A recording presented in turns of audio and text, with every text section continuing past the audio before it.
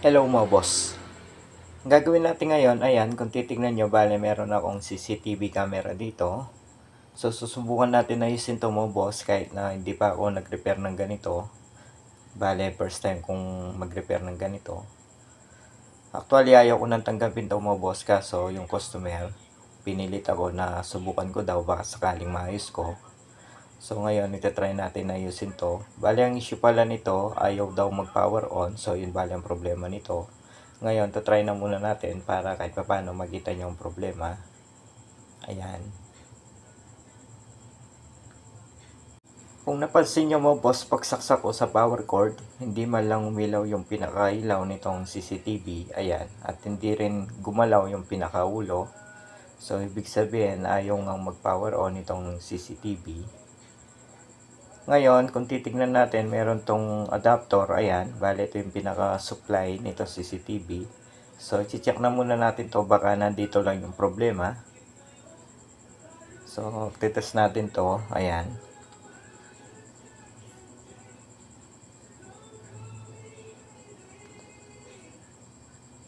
So, itong kanyang power supply ay titignan natin, yung kanyang output ay nasa 12 volts. Ayan, 12 volts lang, 2 ampere.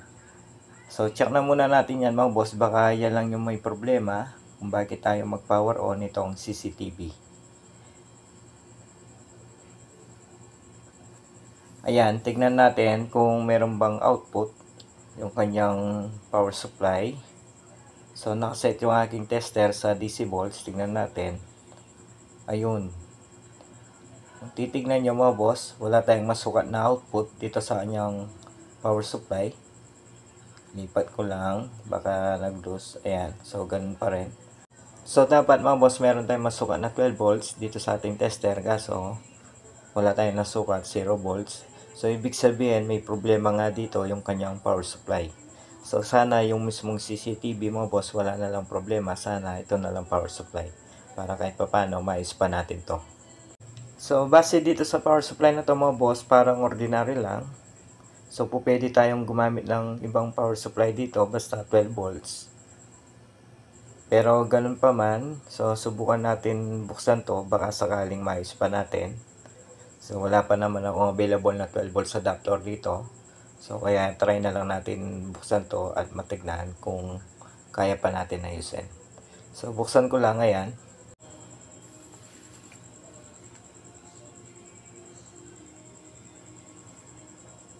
Ayan mga boss, kung titignan nyo, itong dalawang capacitor ayan, kung papansinin nyo, sabog. So, dito sa itaas nitong mga capacitor, kung titignan natin, hindi naman ganun kalobo. Pero sa ibaba, ayan, sabog. So, ang value nitong mga capacitor, ayan, 470 by 16 volts. So, yung mga ibang pyesa, wala naman tayo nakikitang sunog or pumutok. Ayan, yung mga IC. Ayan, mukhang okay naman yung mga ibang pyesa, bukod lang dito sa dalawang capacitor na yan. Ngayon mga boss, subukan natin palitan yung dalawang capacitor na yan, baka sakaling yan lang yung problema kung bakit walang output tong power supply na yan.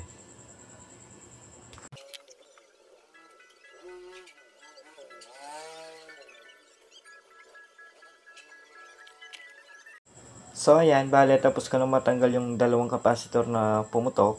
Ayan, same value lang yan, yung dalawa na yan, 470 UF by 16 volts. Ngayon, hanap lang akong pamalit para matry na natin. Ayan mga boss, so ito yung ilalagay natin ng mga capacitor. Bale, pinunot ko lang yan sa mga ibang board.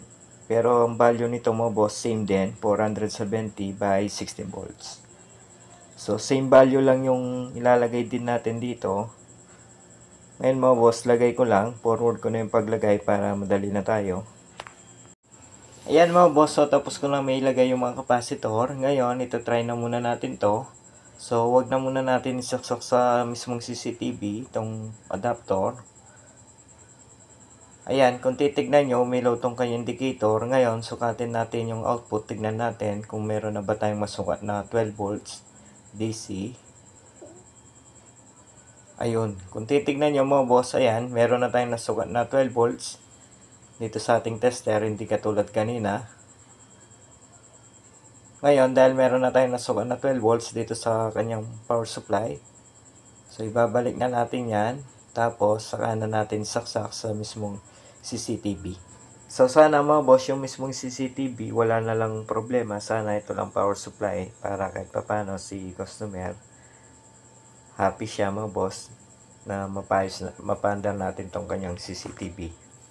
So, baka sakali lang naman yung ginawa natin dito. So, nakita ko nga yung mismong power supply yung may problema.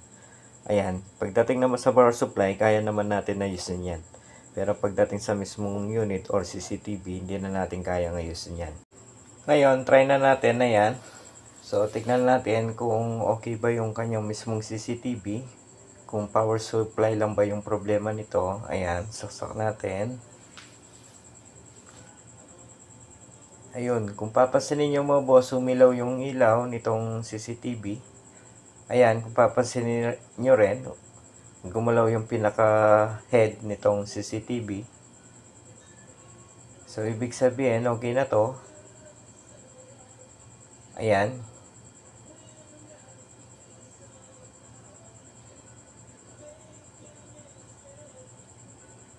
So, okay na to mga boss. Bale, power supply lang talaga yung problema nito. Yung mismong CCTV, okay pa naman. Try natin ulit. Ayan. Ayan. So, hintayin natin. Ayan, papasin nyo.